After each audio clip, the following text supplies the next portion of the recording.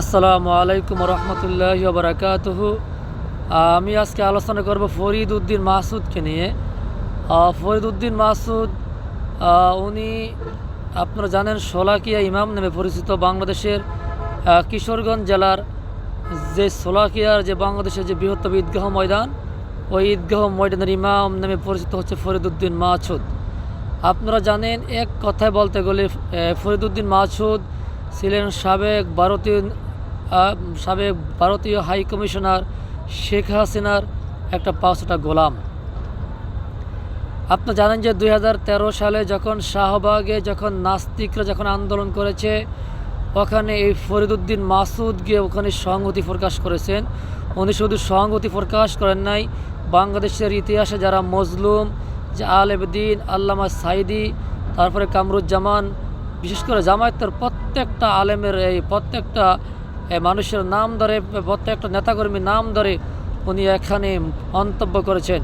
উনি শুধু জামায়াতকে আওয়ামী লীগ সরকার যা কষ্ট দিয়েছেন, এই তার চেয়ে বেশি কষ্ট দিয়েছেন এই ফরিদ উদ্দিন মাসুদ নামের এই হুজুর নামের কলঙ্কগুলা। উনি এখানে স্পষ্ট বলেছেন যে আমরা এখানে এসেছি স্বাধীনতা বিরোধী শক্তি।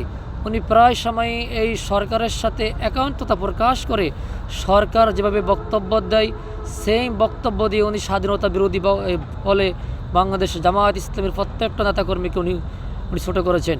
বিশেষ করে আল্লামা সাইদের মতো বিশ্ববরণ্য একজন মুবস্তানা কারামকে উনি শাহবাগে গিয়ে নাস্তিকদের সাথে উনি একান্ততা প্রকাশ করেছেন।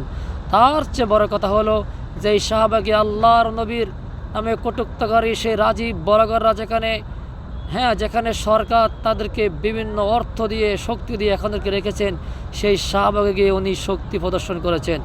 আমার ভাইয়েরা, সেই ফরিদ উদ্দিন মাসুদ গত কোঠা আন্দোলনেও উনি যখন কোঠা আন্দোলনের প্রথম পর্ব যখন হয়েছিল, ওনার কাছে এক সাংবাদিক গিয়েছিল, তখন উনি সেখানেও সেম কথা উনি ব্যবহার করেছেন যে আজকে বাংলাদেশে আন্দোলনের নামে স্বাধীনতা বিরোধী শক্তিরা আজকে দেশে অরাজকতা সৃষ্টি করেছেন।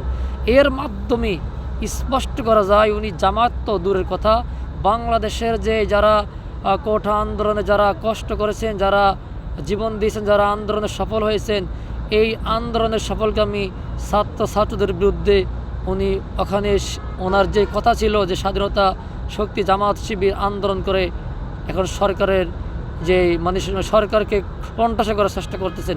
এর অর্থ হলো উনি এই যে কোঠা বিরোধী আন্দোলনের অবশ্যই বিরোধী ছিলেন। তো আমার কথা হলো এই ফরিদ উদ্দিন মাসুদকে অবশ্যই এরকম সরকারকে উস্কানি দেওয়ার জন্য অনেকে গ্রেপ্তার করা উচিত।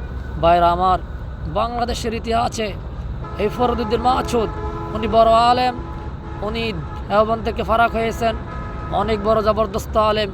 আমি না বলি না, আমি ফরিদ উদ্দিন মাসুদকে বলি সম্রাট আকবরের আমলে জবরদস্তের দুই আলেমের একজন।